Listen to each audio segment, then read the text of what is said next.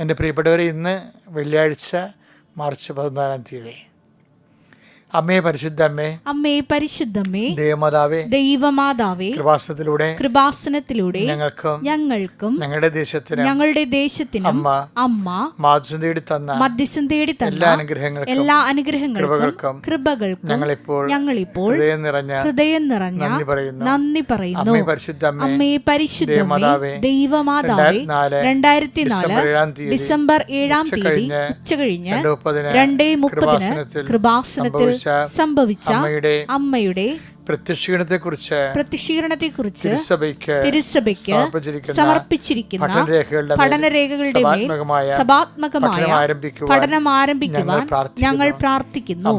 അമ്മേ പരിശുദ്ധമ്മേ, ഭൂസർ ലോകങ്ങളുടെ രാജ്ഞിയായ അങ്ങേയ്ക്ക് ഭൗമ സംരക്ഷണത്തിനായി പ്രപഞ്ച പ്രകൃതിയെ തന്നെ തിരുസഭ പ്രതിഷ്ഠിക്കുവാൻ ഈ പ്രത്യക്ഷീകരണം വഴി ഇടയാക്കണമേ. പരിശുദ്ധമ്മേ, ജപമാല മാതാവേ, സകല കൃപാസനം പ്രാർത്ഥനയോടും ചേർത്ത് ഞങ്ങളിപ്പോൾ പ്രാർത്ഥിക്കുന്ന ഈ കുടുംബത്തിന്റെ പ്രത്യേക നിയോഗം പരമക്കളെ.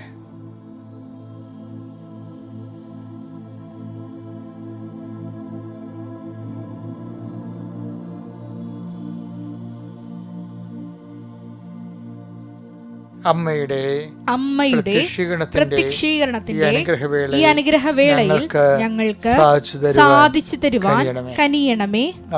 ആമേൻ. വിശ്വാസ പ്രമാണം. സർവശക്തനായ പിതാവും ആകാശത്തിന്റെയും ഭൂമിയുടെയും സൃഷ്ടാവുമായ ദൈവത്തിൽ ഞാൻ വിശ്വസിക്കുന്നു.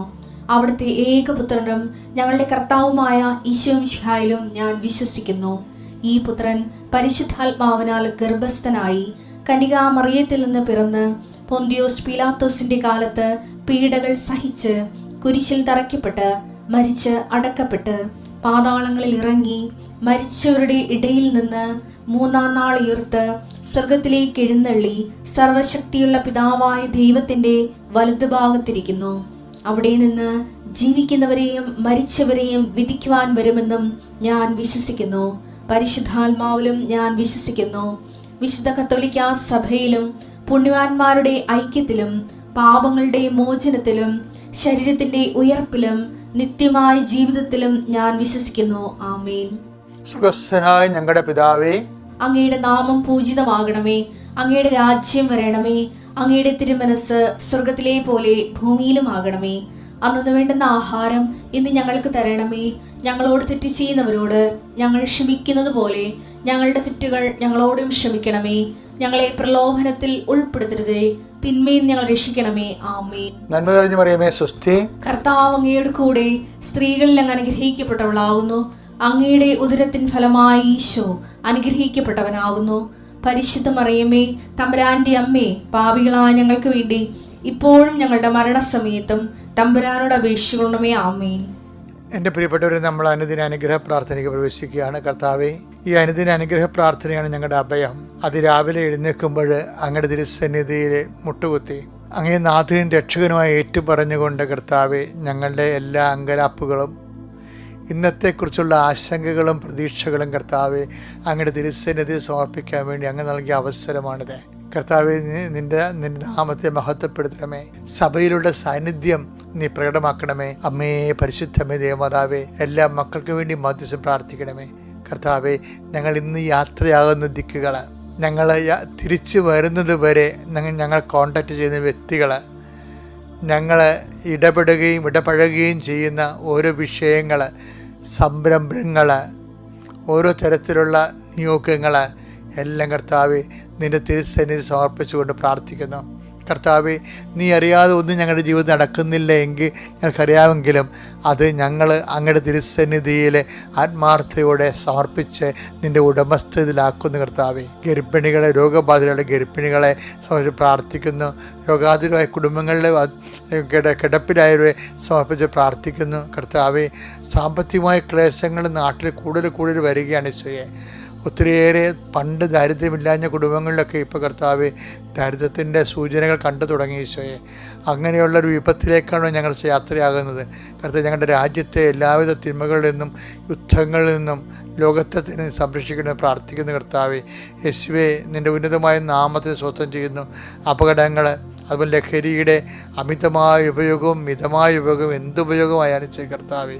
അങ്ങനെ മക്കളുടെ ജീവിതം തകർക്കുന്ന, കുടുംബത്തെ തകർത്ത് കുടുംബത്തിന് അസമാധാനം ഉണ്ടാക്കുന്ന പൈശാചിക തിന്മകളിൽ നിന്ന് കർത്താവെ ചേർത്ത് തോൽപ്പിക്കാൻ ആവശ്യമായ ഇച്ഛാശക്തി അങ്ങനെ സമൂഹത്തിൽ നൽകണമെന്ന് പ്രാർത്ഥിക്കുന്നു. അതിലേർപ്പെട്ടിരിക്കുന്ന ഡോക്ടർമാർ, പോലീസുകാർ, സഭയുടെ അംഗങ്ങൾ, അതുപോലെ തന്നെ സർക്കാരിൻ്റെ പ്രതിനിധികൾ, അങ്ങനെയുള്ള എല്ലാവരും ആരെല്ലാം ലഹരിക്കെതിരെ പ്രവർത്തിക്കുന്നു അവർക്കെല്ലാം കർത്താവെ ശക്തിയും കർത്താവ് ഐക്യവും നൽകി കർത്താവ് ഇതിനെ നാടിൻ്റെ തിന്മയായി, സമൂഹ തിന്മയായി, രാജ്യത്തിനെ അസ്ഥിരപ്പെടുത്തുന്ന എല്ലാ ഛിദ്രശക്തികളെയും കർത്താവെ നിഹനിക്കണമേ എന്ന് പ്രാർത്ഥിക്കുന്നു.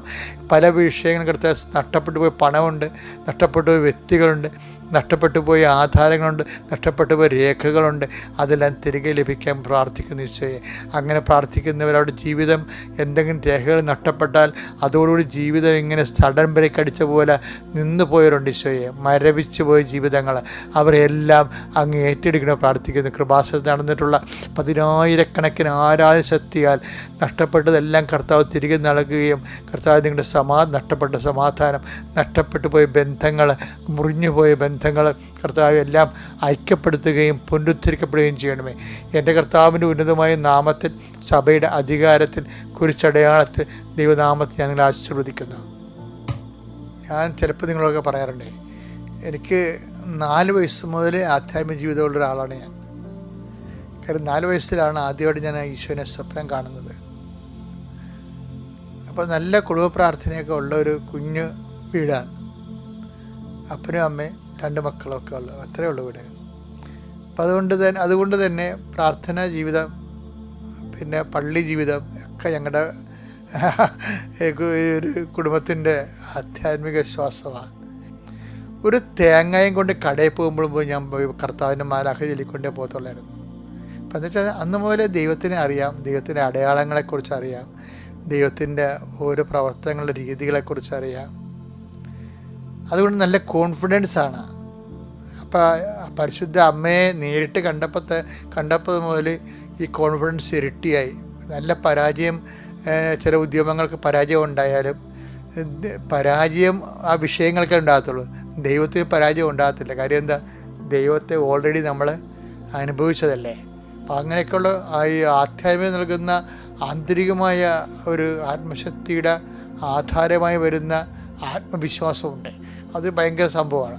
അത് ഈ അനുഭവങ്ങളൊക്കെ ഉണ്ടാകുന്നതിൻ്റെ ഉദ്ദേശം, ദൈവം ഉദ്ദേശിക്കുന്നത് അതാണ്. നല്ല ആന്തരികമായ ആത്മവിശ്വാസം.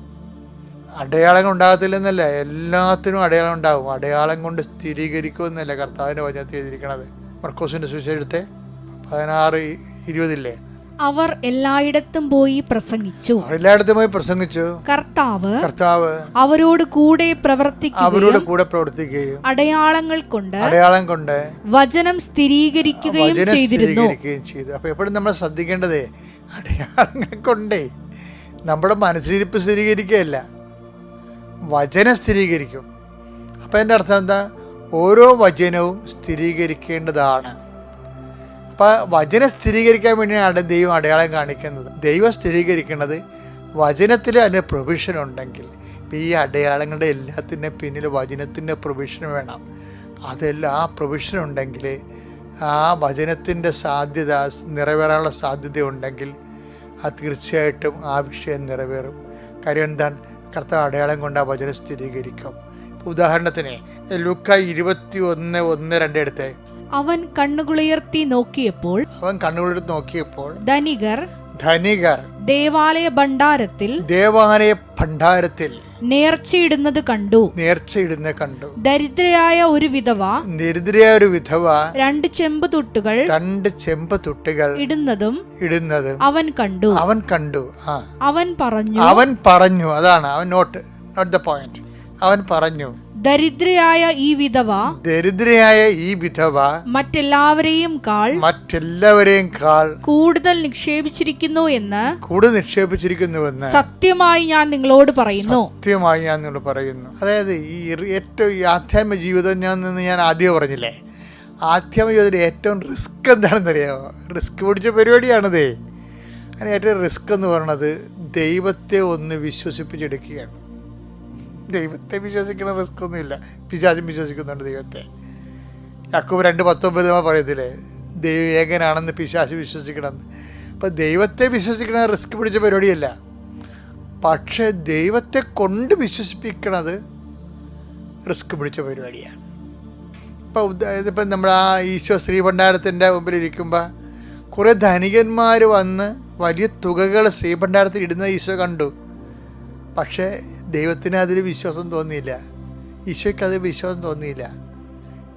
ആ ധനികരുടെ വലിയ സമ്പാദ്യങ്ങൾ കൊണ്ട് ശ്രീഭണ്ഡാരം നിക്ഷേപിച്ചുകൊണ്ട് ദൈവത്തെ കൊണ്ട് വിശ്വസിപ്പിക്കാൻ കഴിഞ്ഞില്ല അവർക്ക്. പക്ഷേ ഒരു സാധു വിധവ വന്നിട്ട് 2 ചില്ലിക്കാശ് ഇട്ട് കഴിഞ്ഞപ്പോൾ ദൈവം അവളിൽ വിശ്വസിച്ചു. അപ്പോൾ അത് റിസ്ക് ഫാക്ടറാണെന്ന് മനസ്സിലായില്ലേ? നമ്മുടെ ആധ്യാത്മിക ജീവിതം പുരോഗമിക്കണം എന്നുണ്ടെങ്കിൽ ദൈവത്തെ കൊണ്ട് വിശ്വസിപ്പിക്കണം നമ്മൾ. അതാണ് എൻ്റെ റിസ്ക്. നോൻപ് കാലത്ത് നിങ്ങൾക്ക് നൽകുന്ന ഒരു സന്ദേശമാണത്. കാര്യം എനിക്ക് ഇന്ന് വെളുപ്പിനാണ് കർത്താവ് ഇത് പറഞ്ഞത്. അതുകൊണ്ട് ഞാനത് ചൂടാറും മുമ്പ് നിങ്ങൾക്ക് കൈമാറുകയാണ്. കാര്യം ദൈവത്തെ വിശ്വസിപ്പിച്ചെടുക്കാം റിസ്ക് ആണെന്ന്. ഇപ്പം ഉദാഹരണത്തിന് നമ്മളുടെ ഇയാളില്ലേ, ഈ ബദനിയിലെ മറിയ, ലാസറിൻ്റെ പെങ്ങൾ മറിയയില്ലേ, ലാസ് ഉയർത്ത് കഴിഞ്ഞ് കർത്താവിന് വലിയൊരു വിരുന്നൊക്കെ ഒരുക്കിയില്ലേ, സുഗന്ധതൈലം കൊണ്ട് കർത്താവിൻ്റെ പാദങ്ങളൊക്കെ പൂശിയപ്പോൾ ശിഷ്യന്മാർ അവിടെ പിറുപിറുക്കുന്നുണ്ടായിരുന്നു. ശിഷ്യന്മാർ പിറുപിറുക്കുന്നത് അവർക്ക് മനസ്സിലായി. ഈ ഇത്രയും കാര്യം 300 ദിനാറാണേ. ശിഷ്യന്മാർ വിചാരിക്കുക ചില സുവിശേഷങ്ങളിൽ യൂദാസിൻ്റെ പേര് പറയുന്നുണ്ടെങ്കിലും ഈ മത്തായി ശിഷ്യന്മാരെന്നാണ് പറയണത്. അപ്പോൾ ഈ അണ്ണന്മാർ യൂദാസിൻ്റെ സ്വഭാവമുള്ള അതേ ഈ ഒരു വിഷയത്തിൽ കർത്താവിനെ ഒറ്റപ്പെടുത്തി ശിഷ്യന്മാർ ഒറ്റക്കൈയായിരുന്നു. എന്താ കാര്യം? അത് യൂദാസ് അവരെ കൈകാര്യം ചെയ്തെന്ന് വേണം മനസ്സിലാക്കാൻ. കാശിൻ്റെ കാര്യം വന്നപ്പോൾ ഇവർക്ക് ഭയങ്കര ഐക്യമായിപ്പോയി. ശിഷ്യന്മാരെന്നാ പറയണത്. അത് വായിച്ചേ മോളെ, 26:8. ഇത് കണ്ട ശിഷ്യന്മാർ കോപത്തോടെ പറഞ്ഞു, എന്തിന് ഈ പാഴ്ചെലവ്, എന്തിന് ഈ വേസ്റ്റ്, ഈ സുഗന്ധ തൈലം നല്ല വിലക്ക് വിറ്റ് ദരിദ്രർക്ക് കൊടുക്കാമായിരുന്നില്ലേ എന്നാണ് ചോദിക്കേണ്ടത്. അപ്പോൾ എന്താണ് ഇവർ ചോദിക്കുന്നത്? ഇത് യൂദാസ് ഇറക്കി വിട്ടൊരു എക്കണോമിക്സാണ് ശരിക്കും പറഞ്ഞാൽ. അത് മറ്റുള്ളവർ ബുദ്ധിപരമായിട്ട് ഏറ്റുപിടിച്ചാൽ ഭക്തിയില്ലാത്തൊരു ബുദ്ധി ഉണ്ടാവില്ല. അവൻ ബുദ്ധിപരമായിട്ട് യൂദാസ് ശരിക്കും ഒരു സെക്കൻഡിൽ യൂദാസ് ഇവരെല്ലാം കൈകാര്യം ചെയ്ത് കാണേണ്ടതുപോലെ കണ്ട് കൈകാര്യം ചെയ്ത് അവൻ്റെ ഐഡിയയിലേക്ക് ഇവന്മാർ മൊത്തം കൊണ്ടുവന്ന് നിർത്താം ശിഷ്യന്മാരെ. യൂദാസിൻ്റെ ഐഡിയ ആണിത്. പക്ഷേ ആ ഐഡിയ വളരെ റീസണബിളായിട്ട് അവതരിപ്പിച്ചപ്പോൾ അപ്പീലിംഗ് ആയിട്ട് മറ്റേ അണ്ണന്മാർക്കും തോന്നി. അണ്ണന്മാരെല്ലാം ഒരേ കൈയായിട്ട് പറയണം ഇതെന്ത് പരിപാടിയാണിത്. പാവത്തങ്ങളുടെ പേര് പറഞ്ഞിട്ട് ഈ പൈസ വിറ്റ് എന്തുകൊണ്ട് ഭണ്ഡാരത്തിൽ തന്നില്ല, ഇവിടെ കൊടുത്ത് തന്നില്ലെന്നാണ് ചോദിക്കണത്. ഈ കാലെ പുഴുക്കി ചുഴിച്ച് കളഞ്ഞതിന്. ഇത് ഇവന്മാരുടെ മനസ്സിൽ ഇരിപ്പിനെ കുറിച്ചൊക്കെ ഏറെക്കൊരു ഒരു ഐഡിയ. കാര്യം ഈ യൂദാസിനെ അണ്ണന്മാരൊക്കെ ഇപ്പം ആദ്യമായിട്ടും കാണുന്നതല്ല. മേരി പണ്ടേ കണ്ട പാർട്ടിയാണ് ഇവരൊക്കെ. കർത്താവ് എന്നെല്ലാം ലാസറിൻ്റെ വീട്ടിൽ വരുന്നുണ്ട്. ഇവരെല്ലാവരും വരും. ഇവിടെയൊക്കെ ഓരോ സ്വഭാവവും മുഖഭാവവും എല്ലാം ഒരു രീതികളെല്ലാം കാണും. പക്ഷേ അതേസമയം തന്നെ മേരി എന്താ വിചാരിക്കണത്? പൊതുജനവും ശിഷ്യന്മാരുടെ അപ്പുറത്തേക്ക് തനിക്ക് തൻ്റെ ദൈവത്തോടുള്ള ആദരവ് കാണിക്കാനുള്ള ചങ്കൂറ്റല്ലേ, ഏറ്റവും കൂടുതൽ ചങ്കൂറ്റം കാണിക്കണത് മേരിയാണ്. അപ്പം നമ്മൾ ദൈവത്തെ സ്നേഹിക്കാൻ തീരുമാനിച്ചു കഴിഞ്ഞാൽ അതിൻ്റെ റിസ്ക് എന്ന് പറയണത് നമ്മൾ ദൈവത്തെ സ്നേഹിക്കുന്നു എന്നുള്ള ദൈവത്തെ വിശ്വസിപ്പിച്ചെടുക്കാനുള്ളതാണ് റിസ്ക്. മേരി കാര്യത്തിൽ വിജയിച്ചിരിക്കണം. കർത്താവ് പറഞ്ഞു അവൾ ചെയ്തത് ശരിയാണ്. ലോകത്തെവിടെയെങ്കിലും എൻ്റെ സുവിശേഷം പ്രഘോഷിക്കപ്പെടുമെങ്കിൽ അവൾ ചെയ്ത കാര്യവും ആഗോദ്യം പ്രഘോഷിക്കപ്പെടുമെന്ന്. അപ്പോൾ ദൈവത്തെ കൊണ്ട് നമ്മളെ വിശ്വസിപ്പിക്കാൻ വേണ്ടി ഇന്ന് നോൻപ് കാലത്ത് നമ്മൾ ശ്രമിക്കാം. പിതാവിൻ്റെയും പുത്രൻ്റെയും പരിശുദ്ധാത്മാവിൻ്റെയും നാമത്തിൽ ആമേൻ.